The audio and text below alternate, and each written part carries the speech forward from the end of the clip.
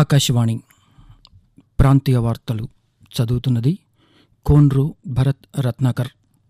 ముఖ్యాంశాలు: మంచి చేయాలనుకునే వారికి అడ్డంకులు ఉండబోవని, అలాంటి వారందరికీ ఆంధ్రప్రదేశ్ చిరునామాగా ఉంటుందని ముఖ్యమంత్రి నారా చంద్రబాబు నాయుడు పేర్కొన్నారు.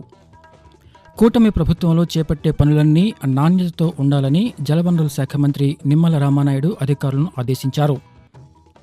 సీనియర్ ఐఏఎస్ అధికారి ముఖేష్ కుమార్ మీనాను ఎక్సైజ్ శాఖ ముఖ్య కార్యదర్శిగా ప్రభుత్వం నియమించింది.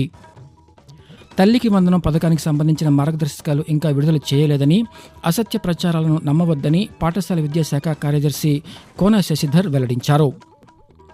వినూత్న రీతిలో పోలీసింగ్ నిర్వహించి ప్రజల్లో నమ్మకాన్ని పెంచుతామని విజయవాడ నగర పోలీస్ కమిషనర్ ఎస్వి రాజశేఖర్ బాబు తెలిపారు. వార్తల వివరాలు: మంచి చేయాలనుకునే వారికి అడ్డంకులు ఉండబోవని ముఖ్యమంత్రి నారా చంద్రబాబు నాయుడు పేర్కొన్నారు. మంచి చేసే వారందరికీ ఆంధ్రప్రదేశ్ చిరునామాగా ఉంటుందని, అలాంటి వారంతా ముందుకు రావాలని కోరారు. అక్షయ పాత్ర స్ఫూర్తితో రాష్ట్రంలో అతి త్వరలో అన్న క్యాంటీన్లను పునఃప్రారంభిస్తామని ప్రకటించారు. గుంటూరు జిల్లా కొలనకొండలోని హరే కృష్ణ గోకుల క్షేత్రాన్ని చంద్రబాబు నాయుడు ఈరోజు సందర్శించి అనంతశేష స్థాపన కార్యక్రమంలో పాల్గొన్నారు. ఈ కార్యక్రమంలో సుప్రీంకోర్టు విశ్రాంత ప్రధాన న్యాయమూర్తి జస్టిస్ ఎన్వి రమణ కూడా పాల్గొన్నారు. ఈ సందర్భంగా చంద్రబాబు నాయుడు మాట్లాడుతూ, దైవ సేవతో పాటు మానవ సేవను సమానంగా హరే కృష్ణ సంస్థ చేస్తోందని తెలిపారు. ధర్మాన్ని కాపాడటానికి విశ్వాసాన్ని కలిగించే ధార్మిక సంస్థలు ఉండటం అందరి అదృష్టమని అన్నారు. దైవత్వాన్ని అందరిలో పెంపొందించేలా అక్షయ్ పాత్ర అంతర్జాతీయ అధ్యక్షుడు మధు పండిత్ దాస్ కృషి చేస్తున్నారని చంద్రబాబు నాయుడు వివరిస్తూ, మంచి చేసే వాళ్ళందరికీ చిరునామాగా ఆంధ్రప్రదేశ్ ఉంటుందని, అలాంటి మంచి కార్యక్రమాలతో మీరు ముందుకు రావాలని ప్రజలు కోరుతున్న 5 కోట్ల పైనున్నాం ఆంధ్రప్రదేశ్లో. తెలంగాణ ప్రపంచం అంతా కలిస్తే 10 కోట్ల మంది తెలుగు జాతి ఉంది. నా ఉద్దేశం ఒకటే, భారతీయులు బాగుండాలి, అందులో అగ్రస్థానంలో తెలుగు జాతి ఉండాలనేది నా ప్రగాఢమైన ఆకాంక్ష. కూటమి ప్రభుత్వంలో చేపట్టే పనులన్నీ నాణ్యతతో ఉండాలని జలవనరుల శాఖ మంత్రి నిమ్మల రామానాయుడు అధికారులను ఆదేశించారు. పశ్చిమ గోదావరి జిల్లా పాలకొల్లులో 100 పడకల ప్రభుత్వాసుపత్రిని ఆయన ఈరోజు తనిఖీ చేశారు. కొత్తగా చేపట్టిన భవన నిర్మాణ పనుల తీరుపై తీవ్ర అసహనం వ్యక్తం చేశారు. స్లాబ్ నుంచి లీక్ అవుతున్న వర్షపు నీరు, నిల్వ ఉన్న నీటిని పరిశీలించారు. అనంతరం పాత ఆసుపత్రిలో రోగుల సమస్యలను మంత్రి అడిగి తెలుసుకున్నారు. పనుల పురోగతిని కలెక్టర్, వైద్యారోగ్య శాఖ కమిషనర్కు ఆయన ఫోన్లో వివరించారు. సకాలంలో మిగిలిన పనులు పూర్తయ్యేలా చొరవ తీసుకోవాలని కోరారు. సీనియర్ ఐఏఎస్ అధికారి ముఖేష్ కుమార్ మీనాను ఎక్సైజ్ శాఖ ముఖ్య కార్యదర్శిగా ప్రభుత్వం నియమించింది. గనుల శాఖ ముఖ్య కార్యదర్శిగాను ఆయనకు పూర్తి అదనపు బాధ్యతలు అప్పగిస్తూ ప్రభుత్వ ప్రధాన కార్యదర్శి నీరబ్ కుమార్ ప్రసాద్ ఆదేశాలు జారీ చేశారు. ఇప్పటి వరకు రాష్ట్ర ప్రధాన ఎన్నికల అధికారిగా ఉన్న ముఖేష్ కుమార్ మీనా స్థానంలో సీనియర్ ఐఏఎస్ అధికారి వివేక్ యాదవ్ నియమితులయ్యారు. ఆంధ్రప్రదేశ్లో తల్లికి వందనం పథకానికి సంబంధించిన మార్గదర్శకాలు ఇంకా విడుదల చేయలేదని పాఠశాల విద్యాశాఖ కార్యదర్శి కోన శశిధర్ వెల్లడించారు. పథకం విధి విధానాలను ప్రభుత్వం తర్వాత ప్రకటిస్తుందన్నారు. అయితే ఈ పథకంలో అర్హతల పేరుతో తప్పుడు ప్రచారం జరుగుతోందని, వాటిని విశ్వసించొద్దని ప్రజలను కోరుతూ నిన్న ఓ ప్రకటన విడుదల చేశారు. ఆధార్ ఆధారంగా పథకాలు అమలు చేయాలనుకుంటే ప్రభుత్వం ఆధార్ చట్టం 2016 నిబంధనలపై గెజిట్ విడుదల చేయాల్సి ఉందని, దానినే ఇటీవల విడుదల చేసిందని వివరించారు. ఆ గెజిట్ కేవలం కేంద్ర ప్రభుత్వ ఆధార్ నిబంధనలకు అనుగుణంగా తీసుకున్న చర్య మాత్రమేనన్నారు. ఆ గెజిట్లో ఎక్కడా తల్లికి వందనం పథకం మార్గదర్శకాలు పొందుపరచలేదని శశిధర్ పేర్కొన్నారు.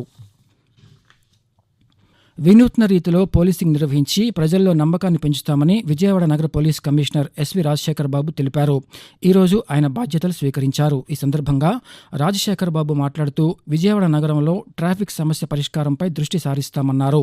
సిటిజన్ పోర్టల్ ద్వారా ప్రజల ఫిర్యాదు చేయవచ్చని, ఫిర్యాదుదారుల్లో నమ్మకం కలిగించేలా చర్యలు చేపడతామని వెల్లడించారు. మహిళల భద్రత విషయంలో మరింత సమర్థంగా పనిచేస్తామని, సీసీ కెమెరాల పనితీరును మెరుగుపరుస్తామని తెలిపారు. డ్రగ్స్ మహమ్మారిని నియంత్రించేందుకు అందరూ సహకరించాలని కమిషనర్ కోరారు. అనంతరం ఆయన ఇంద్రకీలాద్రిపై కనకదుర్గ అమ్మవారిని దర్శించుకున్నారు. ఎగువ కురుస్తున్న వర్షాల కారణంగా 89,315 క్యూసెక్కుల వరద వచ్చి చేరుతుండటంతో తూర్పుగోదావరి జిల్లా ధవళేశ్వరం కటన్ బ్యారేజ్ నుంచి 71,514 క్యూసెక్కుల నీటిని సముద్రంలోకి విడుదల చేస్తున్నారు. 115 గేట్లను 20 మిల్లీమీటర్ల మేర పైకెత్తి నీటిని వదులుతున్నారు. తూర్పు, మధ్య, పశ్చిమ డెల్టా కాలువలకు 3,800, 1,700, 6,000 క్యూసెక్కుల చొప్పున మొత్తం 11,500 నీరు విడుదల చేశామని జలవనరుల శాఖ అధికారులు తెలిపారు. ఆకాశవాణి ప్రాంతీయ వార్తలు వింటున్నారు. ఆంధ్రప్రదేశ్లో ఆరోగ్యశ్రీ ట్రస్ట్ పేరును డాక్టర్ ఎన్టీఆర్ వైద్య సేవ ట్రస్ట్గా మారుస్తూ రాష్ట్ర ప్రభుత్వం ఉత్తర్వులు జారీ చేసింది. 2014-19 మధ్య డాక్టర్ ఎన్టీఆర్ వైద్య సేవ ట్రస్ట్గా ఉండగా గత హయాంలో వైఎస్ఆర్ ఆరోగ్యశ్రీ ట్రస్ట్గా పేరు మార్చారు. తాజాగా కూటమి ప్రభుత్వం రావడంతో తిరిగి డాక్టర్ నందమూరి తారక రామారావు వైద్య సేవ ట్రస్ట్గా పేరు మార్పు చేశారు. ఈ మేరకు ఆరోగ్య శాఖ ప్రత్యేక ప్రధాన కార్యదర్శి ఎంటీ కృష్ణబాబు ఉత్తర్వులు జారీ చేశారు. శ్రీ పొట్టి శ్రీరాములు నెల్లూరు జిల్లాలోని సోమశిల, కందలేరు జలాశయాలు, తెలుగుగంగ ప్రాజెక్టుల స్థితిగతులతో పాటు అభివృద్ధికి తీసుకోవాల్సిన చర్యలపై సమగ్ర నివేదికలు రూపొందించాలని జలవనరుల శాఖ అధికారులను రాష్ట్ర దేవాదాయ శాఖ మంత్రి ఆనవ రామనారాయణ రెడ్డి ఆదేశించారు. నెల్లూరులో నిన్న ఆయన జలవనరుల శాఖ అధికారులతో సమీక్ష నిర్వహించారు. రాష్ట్ర జలవనరుల శాఖ మంత్రి నిమ్మల రామానాయుడు, పురపాలక శాఖ మంత్రి పొంగూరు నారాయణ రేపు ఈ జలాశయాలను సందర్శిస్తారని రామనారాయణ రెడ్డి తెలిపారు. అంతర్జాతీయ వేదికపై ఆంధ్రప్రదేశ్ సేద్యానికి అరుదైన గుర్తింపు లభించింది. ఈ ఏడాదికి గాను ప్రతిష్టాత్మక గుల్బెంకియన్ అవార్డు ఏపీ సమాఖ్య ప్రకృతి వ్యవసాయానికి దక్కింది. పోర్చుగల్లోని లిస్బన్లో జరిగిన అవార్డుల ప్రదానోత్సవంలో రైతు సాధికార సంస్థ executive vice chairman T Vijay Kumar, మహిళా రైతు నెట్టం నాగేంద్రమ్మ ఈ పురస్కారాన్ని అందుకున్నారు. భారత సంతతి అమెరికన్ శాస్త్రవేత్త రతన్ లాల్, ఈజిప్టుకు చెందిన స్వచ్ఛంద సంస్థ సెకెమ్కు కూడా అవార్డు లభించింది. ఈ పురస్కారం కింద ఇచ్చే €1 మిలియన్ నగదు బహుమతిని 3 విజేతలకు సమ్మానంగా అందజేస్తారు. 117 దేశాల నుంచి వచ్చిన 181 నామినేషన్లతో పోటీపడి ఏపీసీఎన్ఎఫ్ ఈ అవార్డు దక్కించుకుంది. జీవితంలో ఎదగాలంటే ఒదిగి ఉండాలని మాజీ ఉపరాష్ట్రపతి ముప్పవరపు వెంకయ్యనాయుడు సూచించారు. ఆయన 75 సంవత్సరాలు పూర్తి చేసుకున్న సందర్భంగా విశాఖపట్నం సమీపంలోని రుషికొండలో నిన్న ఆత్మీయ సంగమం నిర్వహించారు. ఈ సందర్భంగా వెంకయ్యనాయుడు మాట్లాడుతూ రాజకీయాల్లో ఉన్నవారికి అధ్యయనం, కష్టపడే మనస్తత్వం ఉండాలని తెలిపారు. నిత్యం ప్రజల్లో తిరగాలని సూచించారు. జీవితంలో ఎన్నో బాధ్యతలు చేపట్టానని, అవన్నీ రావడానికి మిత్రులు, పెద్దల ఆశీర్వాదమే కారణమని చెప్పారు. కార్యదీక్ష ఉంటే కార్యదక్షత అదే వస్తుందని తెలిపారు. మిజోరం గవర్నర్ డాక్టర్ కంభంపాటి హరిబాబు మాట్లాడుతూ దేశంలో స్మార్ట్ సిటీలుగా ఎంపికైన 3 నగరాల్లో విశాఖకు స్థానం దక్కడానికి వెంకయ్యనాయుడే కారణమని తెలిపారు. వాతావరణం. రాష్ట్రంలో ఈరోజు, రేపు ఓ మోస్తరు నుంచి ఉరుములతో కూడిన వర్షాలు కురిసే అవకాశం ఉందని అమరావతిలోని భారత వాతావరణ కేంద్రం తెలిపింది. కొన్ని ప్రాంతాల్లో భారీ వర్షాలు కురిసే అవకాశం ఉందని వాతావరణ శాఖ అధికారి ఎం వెంకట్రావు ఆకాశవాణికి తెలియజేస్తూ, ఈ రోజు మరి రేపు ఉత్తర కోస్తా ఆంధ్రప్రదేశ్ మరి యానాంలో భారీ వర్షాలు 1 లేదా 2 చోట్ల కురిసే అవకాశం ఉంది. ఈ రోజు మరి రేపు ఉత్తర కోస్తా ఆంధ్రప్రదేశ్ యానాంలో ఉరుములతో కూడిన మెరుపులు మరియు బలమైన గాలులు గంటకు 30 నుంచి 40 కిలోమీటర్ల వేగంతో వీచే అవకాశం ఉంది.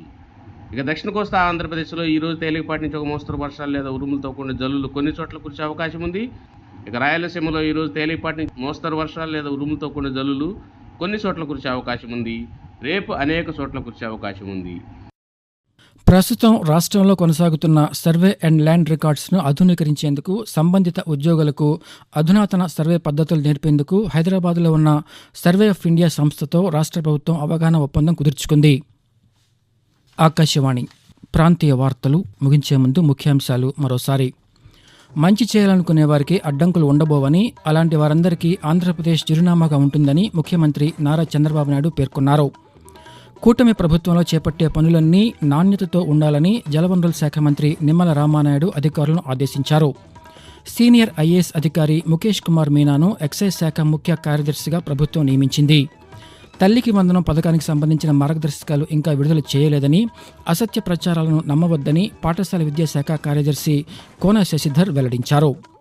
వినూత్న రీతిలో పోలీసింగ్ నిర్వహించి ప్రజల్లో నమ్మకాన్ని పెంచుతామని విజయవాడ నగర పోలీస్ కమిషనర్ ఎస్వి రాజశేఖర్ బాబు తెలిపారు. ఆకాశవాణి ప్రాంతీయ వార్తలు ఇంతటితో సమాప్తం.